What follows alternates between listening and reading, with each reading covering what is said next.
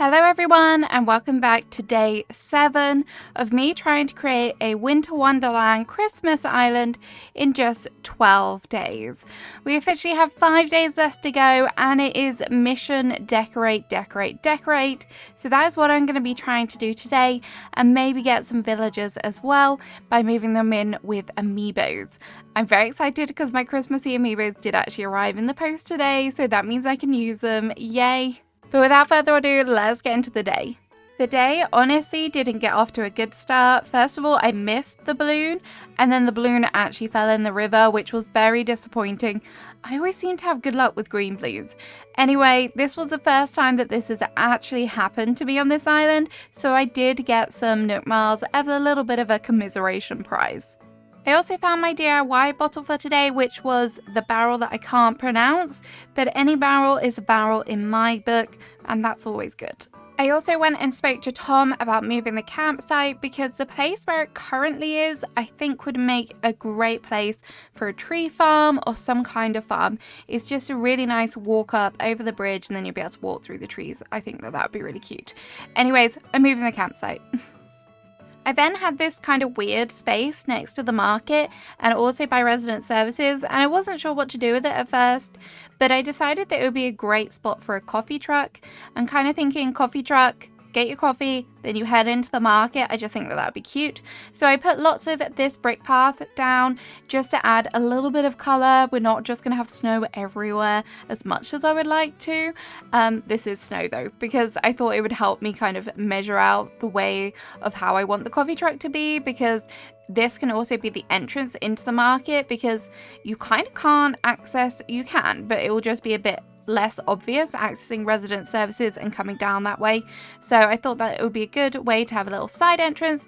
And then I found a really cute coffee truck design, which I kind of felt went with the colors that I had going on this island. They kind of muted browns, so I thought that that was cute. And then I added in some wooden fence as well, just to give it something else. I'm going to run out of this fencing and I'm not sure I actually have the DIY for it, but I love it and I want more of it, so maybe I'll have to include that in one of my Treasure Island visits. This area just stumped me a little bit and I was like looking at it, what do I do? What do I do? So in the end, I just added in some more trees, which is the natural thing to do. Literally natural. And some flowers, of course. I will probably try and get some wheat fields in there and also some glowing moss at some point, which I'm really vibing with on this island. I think it's super cute. I grabbed some more items and then we went in with like a wooden box. I'm not really the biggest fan of this color of the wooden box. Maybe I should have gone with it in white, but it kind of will do for now. If it bothers me that much, I can always change it out later. So I've got coffee beans, which is very in keeping, and then I thought a little nice seating area would be cute as well. So we've got the ranch chair, and I didn't customize the actual table because those customization kits are quite expensive and I do need more, so we just went for the plain old kind of tablecloth. And then I had a bunch of presents that I hadn't actually opened, but I did have a mini chalkboard, so that was good. That works nicely with the area. I opened up the presents to find the triangular topiaries that I'd ordered from the Nook shop. Those I feel like would actually work well here, so I tried to squeeze them in. I had 2 of them, so I was like, if I put one down the front here, just kind of off a little bit, and then one back here as well, should just help fill out the area as well. And once that bush has grown in, hopefully that will make a difference as well. So there we have it. That's the coffee truck area. And then I did just do a little bit more work back here, just added in a wheat field. Hopefully, I don't know what else to add. Maybe I'm missing custom designs. Maybe it doesn't need anything, but the whole pathways just feel a little bit empty at the moment. So we definitely need to do some work on them. This is such a small thing, and I don't know if you're interested by it, but out the front of my market, I was like, I just need something. So I decided to add in some flower beds and add in some white flowers as well. I'm still not sure what I'm going to do with it fully, but at least we've got this here for now anyway. The next thing I decided to do was work on some path around Aurora's house and up on the cliff. This took a while, but hopefully if I have like a direction of where everything needs to be, then I'll be able to decorate around it. Fingers crossed anyway. I decided to place another bridge by Aurora's house just to save you having to go all the way around to get over to the back there. also remembered to invite Teddy for a second day, and on this day he wanted a mountain standee, which I happily crafted for him. I skipped forward again another day because I really wanted to get Teddy moved in before I totally forgot about him. I decided to place the housing kit for Teddy where my tree farm is going to be. I thought it would be kind of cool if like the bear controls the tree farm. I don't know why, but it looks cute, hopefully, because he has a nice log cabin anyway. And he was officially ready to move in. Not long after that, I had given him a plain wooden shop sign, which was super easy because I already had one crafted. I skipped forward a day and Isabel gave me the news that I'd been waiting for. Teddy is officially a resident of Snowdrop. That makes me so happy. With Teddy moved in, that means that I can make a move on my tree farm. I decided to do it in this area because I really thought that walking up to his house from this bridge would be really nice. So I'm going to put in my snowy path for a little bit and kind of weave my way through where I think the trees will go. I kind of want it to be pretty central, like the path, but I don't want it to be like dead straight, if you get me. And then outside of Teddy's house, I'm going to have a little bit of a deck area, maybe with a little bit of a stall where people can come and pay for their kind of trees. If I have any till machines left, that is. I'm not sure I actually do because I may have used them all in the market, but we'll do our best and see what we can come up with. I did have this wood path, and thankfully there is 2 different designs because all of one path style looked way too much. I kind of wish that there was just a plain one, but I didn't see it when I downloaded it, so we'll see. And then for the actual farm itself, I'm going to put in the 2 different dirt paths. I don't know what I'm doing here. I kept missing the lines. I don't know why I found it so hard today. It was really hard. Normally, I don't think I struggled this much, but I definitely struggled today. And then for the trees, I'm just going to have to put in like a bunch of different stuff. So I have some cypress trees as well because they kind of look like Christmas trees.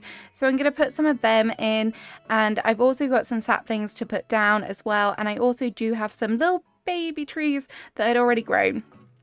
I don't know how much I'm a fan of the fact that I've got some larger trees at the front, so I don't know whether in the future maybe I'll move them out, but for now they can stay where they are. It's coming together a little bit. And then I added in the sign, I added in a little bit of fencing. We also have some wheat fields just dotted around. I guess it's just a bit of a higgledy-piggledy mess.